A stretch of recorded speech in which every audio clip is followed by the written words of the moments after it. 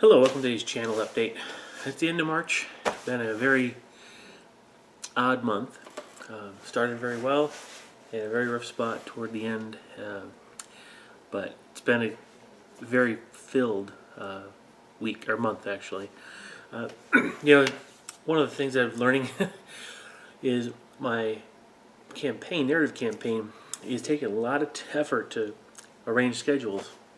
I realized that these first 4 scenarios in this 8 scenario campaign require 3 players, and then trying to coordinate the schedules of 3 players and myself to all be at the same place at the same time, a little more challenging than I expected. So that's why the first 4 scenarios at least are taking some more time. Once we get into scenarios 5 through 8, we're back down to 2 players, and it shouldn't be that hard to schedule. But I still think we're going to be getting into June before the whole campaign wraps up. But it is progressing. Next one will come out in April. So March started off with an opportunity for a friend of mine and I to kind of introduce X-Wing to a few other young, teenagers, and to get them kind of introduced and get them hooked, if you will. Kind of feels neat to be able to share, wargaming in any aspect with a new generation, to try to get them interested. Especially if it's something they can relate to, like Star Wars, right? Sometimes that's a good way to get them started into a hobby that they might not even realize exists. So that was kind of fun. Later, in the early half, I started to work with Mike Coleman, a guy that works down at the shop, game shop in town. He's starting to build MDF laser cut kits for various things. Now he's also the one who did my objective markers and the templates. He laser cut those, right? Well, this is going to be a flyer, a very large, I think on the order of size as like a Thunderhawk, so about 20 inches long or whatever. Large kit, this first one, MDF, and he's given me a pre-production version of it to do a paint job on, to kind of give him a chance to show it off, kind of. Now, the plan was originally, show it off at Adepticon, but things conspired to prevent that from being a reality. But I'm almost done with that particular project. I ended up getting delayed a little bit on that for reasons that I'll talk about in a little bit. But what's interesting is that it's been a lot of fun to create this, colorful image on this model that he's got. Now, it's a pre-production version, so it doesn't have all the cool details that will eventually be in there. But it gives everyone an idea of what the product's going to look like. You'll see a video of me kind of reviewing that when it comes out. From a gaming perspective, March hasn't been full of games. Matter of fact, the first weekend and just this weekend I'm recording this, the only 2 weekends I actually gamed. That ends up being the first and last weekend. The middle 2 I wasn't able to game during. So there hasn't been any bat rep type stuff coming out, because there have been no battles really. But I was able to focus on more tactical kind of things. So a lot of the videos you've seen this month have been more related to the tactical side of the hobby. I hope that's enjoyable to a lot of you. I hope you find things interesting in that space. One of the fun things that happened this month, it happens every month. Every month. I wish every year, same time, is at my son's high school. His history teacher actually holds a class or 2 as part of a mini term. The whole high school basically takes a week off right before spring break, and that week they actually run through a short 1-week class or 2. One in the morning session, there's one afternoon session, 2 different classes. Now, the history teacher always uses the opportunity to present a military history type of a class. I love it. He actually has invited me to help in the past, and so every year I do that. I help out. So it's a chance for me to take what I know about military history and tactics and all that kind of theory and help these youth understand it. Now, the fun part of this is that he also uses war games to help illustrate that point. So this year it was great. He used X-Wing and Star Wars Armada to help the students. They happen to all be boys in this particular case, 16 of them, to actually understand fighter pilot, World War I aerial tactics and World War I naval tactics, because both of those game systems kind of reflect that type of a combat experience. Now, halfway through the month, things kind of took a turn for the worst.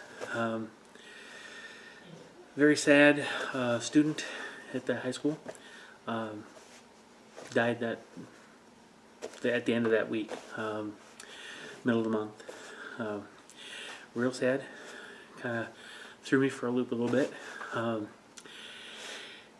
Took me out of found out about it that Sunday, and anyway, it happened on the Saturday before, and anyway, it just, when something like that happens, and you know the kid or anybody, it kind of sets your world on its edge, and it was a rough week just trying to sort through things and mentally, trying to get the different projects done, trying to get videos typed done. That was kind of difficult. After a few days, I was able to kind of get back to the swing of things. That's just part of the grieving process and all that kind of stuff. But anyways, it's kind of rough. Makes you think, though. Life is fragile. We can't take it for granted.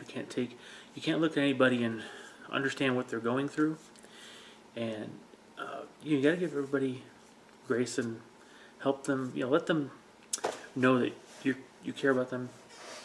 Let them know they're important. It was kind of rough. Anyway, so that kind of caused a week delay in some things. Well, not quite a week, but to work through that. But I was able to finish up some of the projects, and a couple things helped keep my mind off it. Video games helped a little bit, putting just basically an escapism kind of thing. So, of course, if you're playing video games, you can't do modeling, you can't do battle reports, you can't do videos in general. So there was a little bit of a shortage there.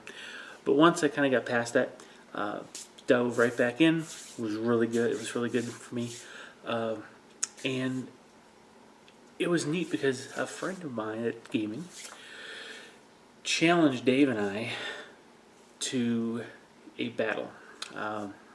He had just finished his Leman Russ Primarch model, and of course, can't wait to get on the table. So Dave and I just agreed to kind of split. It was going to be a 6,000 point game.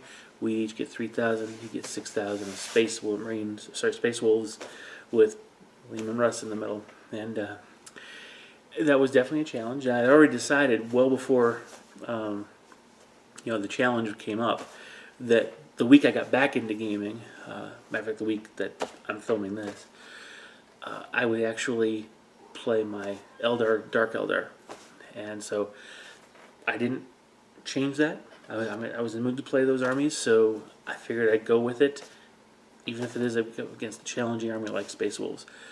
Dave brought his Dark Angels, and so the two of us had a chance to duke it out with Leman Russ. So you'll be seeing that battle report come out hopefully at the end of this coming week. Hope so.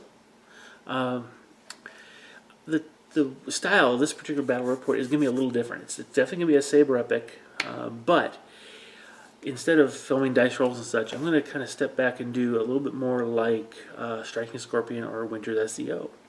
I don't know that I prefer their style, but for this particular game, we wanted to keep things going and not be distracted by the filming or whatever. Because filming does actually slow the game down a bit, because you make sure that the dice rolls are visible. You want to make sure that you don't just flow with it. You have to make sure the camera is ready. It didn't want to worry about that. So what we did is we did turn-based summaries. And hopefully, now I'm nowhere near as good as the two of the other, Striking Scorpion or Winter's SEO, but that was the angle. So it'll be for a 6,000 point game. It'll be a shorter battle report because we're not actually doing the dice rolls. Hopefully, though, it'll be cinematic, and so I can't wait for the feedback. I don't think I'm gonna have to do all this way. I mean, I love my favorite type of battle report is the one where you get to see the dice rolling.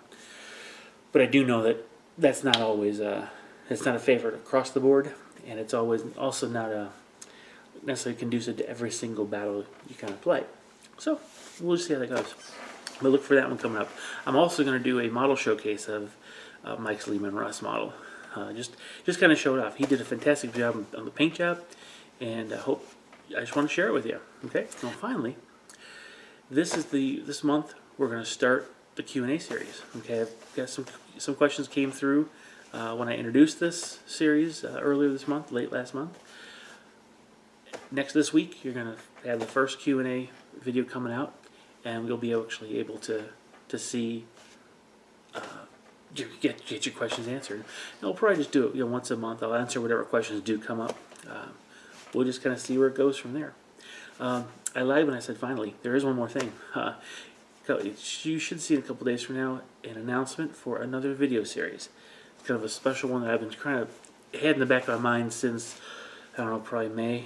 But I didn't quite know how to pull it off. I didn't seem to get enough content, and I understood after the fact that it's a series that will be sporadic by its very nature.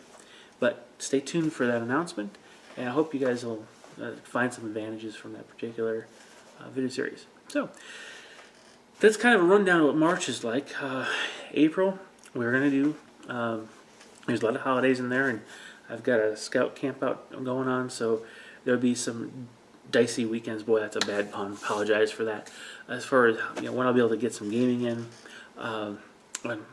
I will be able to game a few of those, several of those weekends. But getting that campaign gaming, we'll probably have to shoot for the fourth scenario to be last shot the last week of April. Okay, so we'll just see how that plays out the week after Easter, basically. Nope. That's the weekend of that camp out. So I don't know what to see. Okay. But anyway, it's again, trying to coordinate 4 people's schedules is not always the easiest thing. But that will continue. I was able to get a little bit extra money carved out from a special, almost like a bonus we got at work. And I was able to get small bolt action armies. So I'm getting into that now, which is actually good because it speaks to my fine scale modeling in World War II history side. That's where that's where I actually started. I cut my teeth on models from tanks and airplanes and stuff like that. My model skills really developed doing model railroading and all, but I love World War II. There's just so many facets of warfare and strategy and all that kind of stuff that all can be found in that one catastrophic war. So I get to actually play something, and I'm diving in. You probably already saw a couple of the product reviews. Those are, I figured might as well as I'm learning about this stuff and as I'm seeing these products firsthand, I want to kind of share my opinions so you can kind of get a feel for what's out there. Because I know the things that I'm going to be getting may not be the stuff that most people would buy, at least not as I first started into this hobby. So that's kind of cool coming up. And let's see, I can't think of much else that's new, exciting, and different. Now, honestly, I don't know that I'll be able to pull off a entry to Nick's terrain corner or terrain square corner competition. I had an idea of doing it, but again, getting thrown off for that part of the week and not being able to get that commission done for that flyer, I'm not going to be able to do it. I was going to do since I'm doing bolt action, I've had this idea for a couple years now for 40K of actually building hedgerow terrain, because hedgerows are a very significant challenge from a terrain perspective and tactical perspective, assuming you have no way of actually getting through them. So it would be, I think, a nice challenge to have that kind of terrain on the table.